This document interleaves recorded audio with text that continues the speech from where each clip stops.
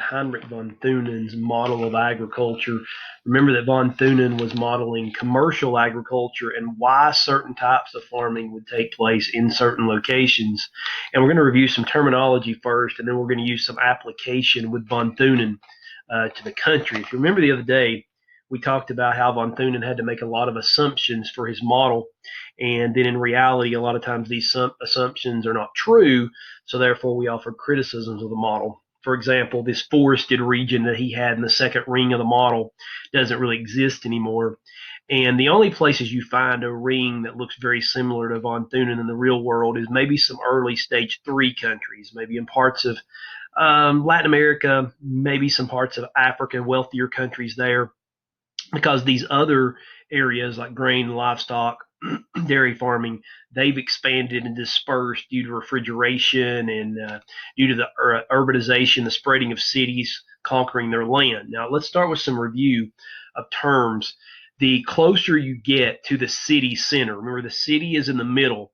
It's the dark blue in this one, or the dot on some of them. And then the lighter blue is the dairy farming and market and gardening areas. They put them on this map in the same region. We could subdivide them, which market gardening would be a little closer and dairy farming a little further out. But these are more intensive types of agriculture. Remember why they're intensive is these types of farms do not require as much land, where the outer rings require a lot more land. So if you need more land, you want to buy cheaper land. If you need less land, you can afford more expensive. Also, the crops grown, or the milk that comes from the cows, or the fruit and vegetables, are worth more. So you can potentially make a profit better from that land that's grown close to the center of the model. But it extends EX to the outside, intensive to the inside. Other terms that are important is perishability. Crops that are perishable, like milk and fruits and vegetables, they are going to be more likely grown close to the node, the functional regional node, whereas things that are not perishable can be grown more out here on the periphery. The other term we looked at the other day was right on these edges. You could refer to these as the hinterlands.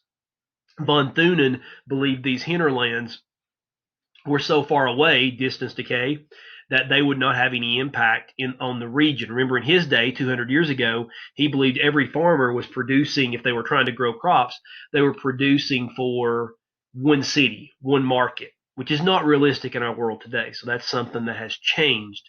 So that's a review of some of the key terms. Remember, here is a modified version of the model where a river would be running to the core, which is very realistic.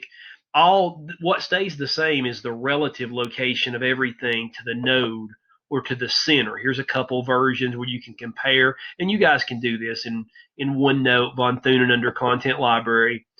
Here's some other examples that are very good, but here's what I want us to focus on. And I also want us to talk about something else here real quick, because we're going to spend more time this week talking about some maps, but here's a couple. Specialty crops down at the bottom. Specialty crops are defined as fruits and vegetables, tree nuts, dried fruits, and horticulture and nursery crops, including floriculture, that's growing flowers. Specialty crops are plants that are, and this is the key, intensively cultivated. That means they are labor intensive or capital intensive, which means it takes a lot of work, a lot of labor, and a lot of specialized labor to grow these crops. Also, they're likely crops that can only be grown in a few parts of the world because of what they demand as far as climate and soil. So some of you were right when you talked about oranges in Florida. That's one of the reasons they're specialty crops, but it's kind of a special situation to take care of and grow those crops too. But the biggest reason for this video I wanted to do today was to draw your attention to these maps of the United States. Here's a couple versions of how you might take the von Thunen map and apply it to a nation. Remember, von Thunen's model was called the isolated state, the idea that, again, you're producing food for the closest city you live to. Well, some people have said today, while von Thunen is not totally accurate, we can, kind of like Malthus, we can still use, they think, parts of his model and maybe suggest it at a larger scale. Like, what if the country of the United States of America was one market? And if we had to have one market, all there was one market, historically, excuse me, where would that market be? Hopefully that's an easy answer. Historically, that market would be over here on the East Coast around New York City, and maybe expanding that a little bigger than that. So that would be your biggest market, where your most people were at who wanted to buy stuff to eat. Next to markets would come fruits and vegetables and dairy farming. There are a lot of fruits and vegetables grown in this area right here. Now, in reality, it's my belief that fruits and vegetables, in reality, actually extend all the way down here, even into Florida and even into parts of Tennessee. But these two maps and these two guys that have remodeled this sort of suggest a smaller zone where it's waves. Notice ripple waves kind of taking place. So they're saying fruits and vegetables close to the market, New York City. And then, now this is pretty accurate, most of our dairy farms should be right in here. All right. A lot of our dairy farms are here, and this is the more accurate, practical one, and right here. You say, what's the difference in these two maps? Well, if you look at assumptions, the one on the left and the one on the right assume the same things except for one difference. The one on the left assumes that climate is going to be the same everywhere. The one on the right varies for climate. So if they see a different climatic condition, then they're going to change these waves you see. So you don't see perfect waves over here, which probably tells us something. When we remove an assumption, we probably make a model more realistic. The one on the right is likely more realistic. Is this not, as you practice your mapping, and you got to know this, this is where most of our dairies are. Minnesota, Wisconsin, Michigan, Western New York. There's our fruits and vegetables. There's our dairies. Now, something they don't do on this map, I like to do, is, forests were originally on the map as the next phase. Well, they don't do that, but right here's the Appalachians.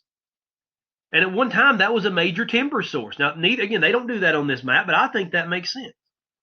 Now, the third wave would be our grain, or the one after forest anyway, would be our grain wave. Look what is out here.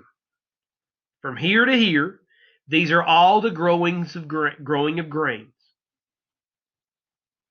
Now, if you adjust it for climate, you will see that corn and soybean grow well here, but since they don't down here, other crops may be grown. But as we go a little further west, wheat is the primary crop. So corn and soybeans and wheat. Think about how realistic this is once we add climate. So no, this is not a perfect circle. No, it's not perfect waves, but here's the accuracy of application. And this is so big, because this is the kind of stuff they will ask you about, I think, on this test, especially this year. This, you should be able to explain how this applies to von Thunen. Does it look like von Thunen? Not really. But von Thunen's most important element was, where is a type of agriculture related to the market? Where is dairy related to the market? Where are vegetables related to the market? They're right near it. A little further out are grains. Now, it's not a perfect circle or semicircle, but they're a little further out. And so you've got the American breadbasket right here. You've got our winter wheat and summer wheat. Remember, this is the winter wheat down here, the summer wheat up here. This is our mixed crop and livestock section. Please review that. You say, well, mixed crop and livestock, where's the animals? Remember, the land required for mixed crop and livestock is going to be used mainly for growing crops, because the animals are fattened up on tight quarters and feedlots. Also, are we going from intensive agriculture toward extensive agriculture? Does land get cheaper in general as you move west? Most of the time it does. Keep going. What do you see? Exactly what we should see next. Beef cattle, sheep, ranching. These animals are raised, and then they're often sent here to fatten up and kill, and then a lot of them sent this way to eat to the stores and stuff like that. So this one doesn't change very much from here to here. And then you've got your forest, because they're assuming the forest has now moved to the outside, and there obviously is a lot of forest here. But you'll notice Adjusted for climate, this more accurate map over here is showing there's something else going on, specialty crops on the West Coast. I would even tell you that it's almost like everything west of the Rocky Mountains has its own market. They have dairy farming in California. Matter of fact, there's more milk produced in California than any other state. You were supposed to study that. That's in your notes. All right. So milk production in California is huge. They also produce fruits and vegetables through Mediterranean agriculture. They don't raise a lot of cattle. That's the one thing missing. They do grow grains. They irrigate. And one thing we're going to be talking about, one thing that they really have an issue with out in this part of the country is because of irrigation and already a lot of population living in cities, there's a big demand on water supply. So those are big challenges in this part of the country.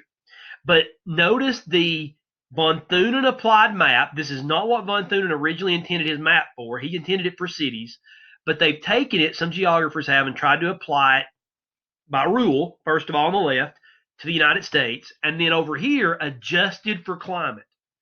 Now, once you adjust it for climate, one, it's more accurate, but two, it's more complicated. See what I mean? You don't have the waves, you don't have circles, but relative location still matters. We might be able to get milk a longer distance without it perishing and spoiling. But don't we still need most of our dairies to be within a day or two's drive of the people who drink the milk? Think about this area of the country. Milk from here can get to just about all of these areas within a day and a half. You say, well, what about the West Coast? Remember what California is now famous for? Dairies. Fruits and vegetables. California grows their own out here. We grow a lot of fruits and vegetables over here. All fruits and vegetables can get to a market in a relatively short amount of time. So von Thunen, while not accurate today completely, is still relevant for many of his points and arguments. Remember, we talked about Malthus, and we said he's been wrong about a whole lot of things. But some of the things he was afraid of, some of the things he feared, some of the things he planned for, those things are still worthy of being considered as we look at population issues. Speaking of that, this is, again, a great time to review population theory and compare it with much of this agricultural stuff.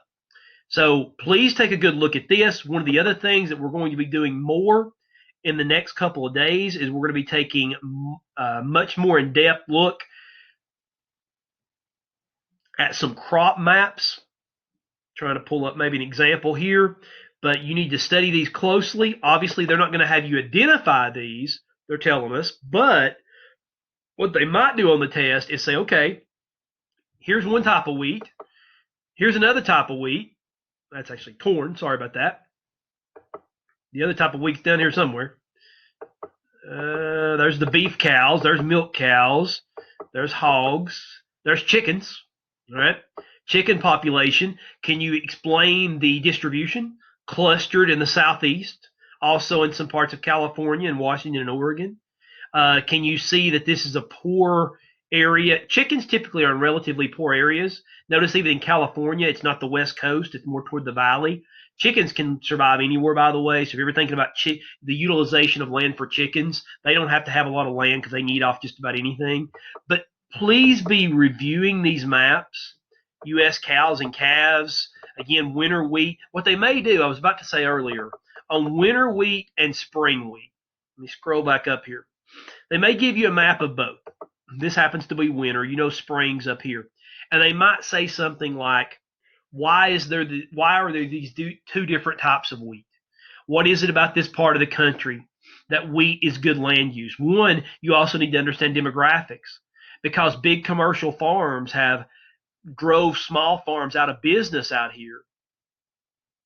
A lot of young people have left these areas and went to cities in the east or to the west, and therefore this has become mostly commercialized farmland that produces a lot of our crops and products that end up at our grocery stores. So this is just a little sneak peek into the crop maps today. Plan on doing more with crop maps. We still have a few more agricultural things to study. Crop maps will either be a video segment tomorrow. Kind of thinking that way right now. Also, we need to talk about settlement areas. within agriculture. And then there's a few other little loose things we need to tie in, and plenty of review videos coming up as well. But let me know if you have any questions. Review Von Thunen. Von Thunen is a huge idea. Remember, this test is not going to say identify. It's not going to say define. So that means, guys, you have to use this. You got to be able to think. So when we're working on practice FRQs, I'm not looking for perfect scores. That'd be great. I'm looking for you thinking on your feet.